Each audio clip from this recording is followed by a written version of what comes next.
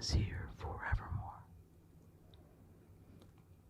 And the silken, sad, uncertain rustling of each purple curtain thrilled me, filled me with fantastic terrors never felt before. So that now, to still the beating of my heart, I stood repeating, "'Tis some visitor entering, entrance to my chamber door. Some late visitor entering, entrance to my chamber door."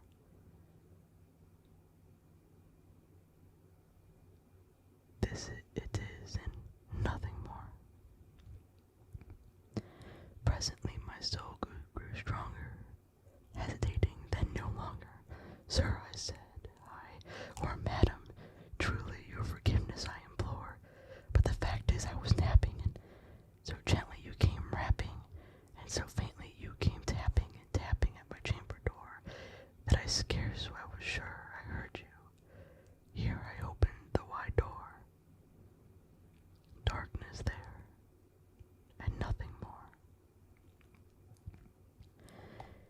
Deep into that darkness peering, long I stood there wondering, fearing, doubting, dreaming dreams no mortal ever dared to dream before. But the silence was unbroken, and the stillness gave no token. And only word there was spoken was a whispered word, Lenore.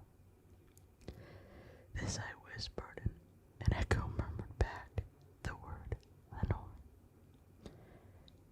Merely this, and nothing more.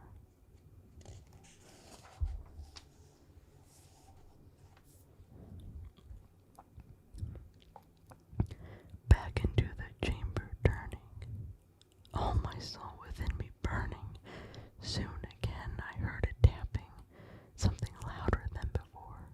"Surely," said I, "surely that is something at my window lattice. Let me see then what that is. In this mystery explore. Let my heart be still a moment.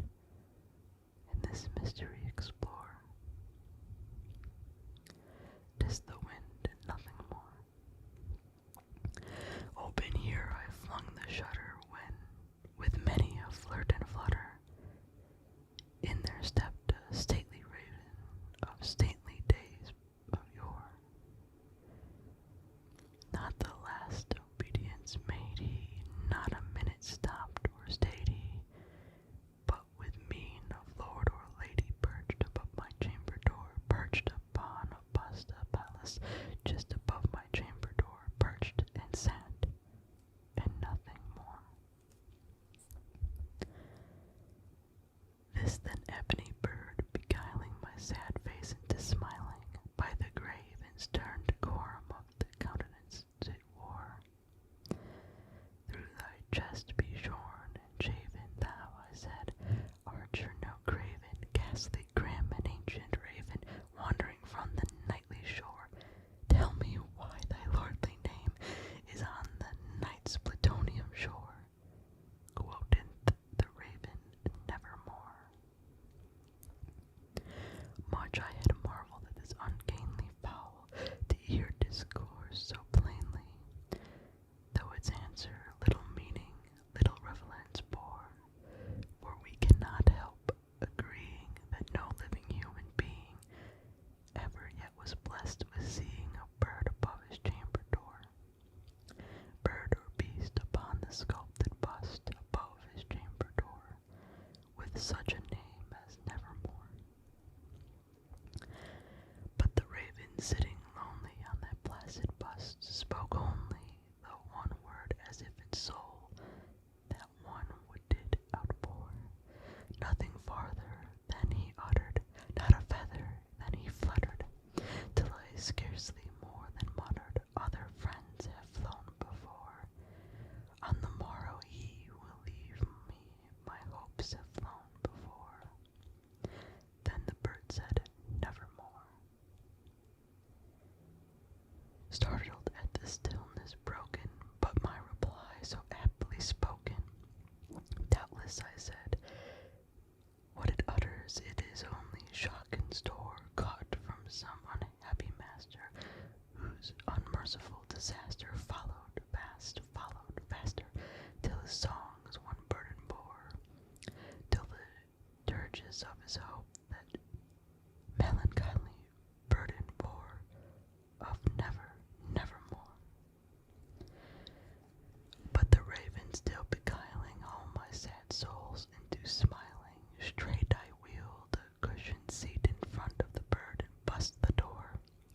Then upon the velvet sinking, I betook myself to linking, fancy unto fancy, thinking what this ominous bird of yore, with its grim, ungainly, ghastly, gaunt, and ominous bird of yore, meant in croaking nevermore.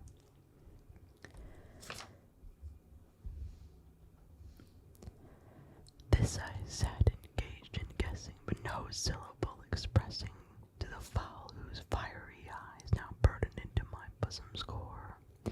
This and more I sat divining, with my head ease reclining on cushions velvet lining, with the lamplight gloating over, but whose velvet violet lightning with the lamplight gloating o'er, she shall press on nevermore. Then methought the air grew denser, perfumed from an unseen censer, swung by seraphim, whose footfalls tinkled on the turfed floor. Wretch, I cried, that God hath lent thee, by these angels he hath sent thee, respite, never from the memories of Lenore. Quaff, oh quaff this, Nethafine, forgotten this Lenore, quoteth the raven, nevermore. Prophet, I said, thing of evil, prophet still, if bird of devil, whether tempers set or whether tempest taunt thee here ashore, desolate, all undaunted, on this desert land enchanted, on this home by horror haunted, tell me truly, I implore, is there balm in Gilead? Tell me, I implore, quoteth the raven nevermore. Prophet, I said, thing of evil, prophet still, if bird of devil, by that heaven bends above us, by the God we both adore.